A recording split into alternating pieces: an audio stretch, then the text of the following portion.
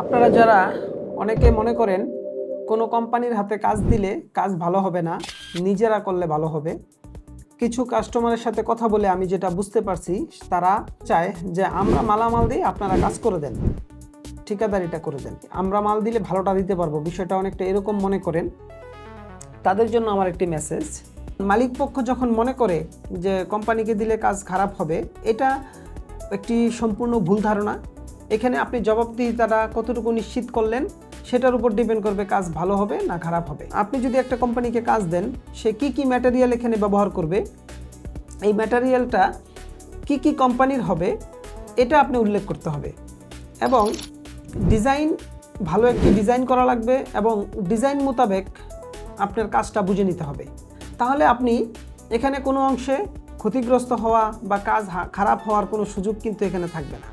এবং আরেকটা বিষয় হচ্ছে, একটি কোম্পানি যখন পেশাদারিত্বের সাথে কাজ করবে, তখন এই কোম্পানি এখানে civil contractor, electrical contractor, plumbing contractor, tiles contractor, রঙের কন্ট্রাক্টর, এই সকলকে সারা বছর পরিচালনা করে। তাদের একটি প্র্যাকটিস এটার মধ্যে রয়েছে যে কিভাবে তাদেরকে পরিচালনা করতে হয়, তাদের কাছ থেকে কাজ আদায় করে নিতে হয় এবং মালিককে বুঝিয়ে দিতে হয়।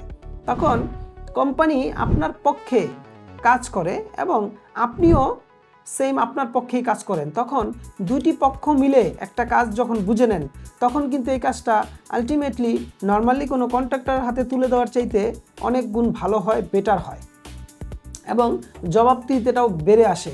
যেমন আপনি যখন কোম্পানির কাছ থেকে জবাবদিহিতাটা নেন, কোম্পানি আবার তাদের যারা এমপ্লয়ি আছে তাদের কাছ থেকে জবাবদিহিতা নেয় এবং আপনাকে বুঝিয়ে দেওয়ার জন্য সে সব কিছু আপ টু ডেট রেডি করে আপনাকে বুঝিয়ে দেয়। আপনি আবার আপনার পক্ষ থেকেও ভেরিফিকেশনের জন্য কোনো ইঞ্জিনিয়ার এনে প্রজেক্টটা ভিজিট করাতে পারেন এবং ভেরিফিকেশন করতে পারেন। তখন আপনার কোয়ালিটি কনস্ট্রাকশন অবশ্যই এখানে নিশ্চিত হয় এবং আপনিও লাভবান হন। সুতরাং এই ধরনের ভুল চিন্তা থেকে বের হয়ে আসুন, ভালো কোম্পানি বাছাই করুন এবং ভালো কাজ নেওয়ার জন্য জবাবদিহিতা বাড়ান। কনস্ট্রাকশনে জবাবদিহিতার বড্ড অভাব বাংলাদেশের প্রেক্ষাপটে, যার কারণে কনস্ট্রাকশনগুলোর এই বেহাল দশা। এখান থেকে বেরিয়ে আসুন। ধন্যবাদ। আসসালামু আলাইকুম।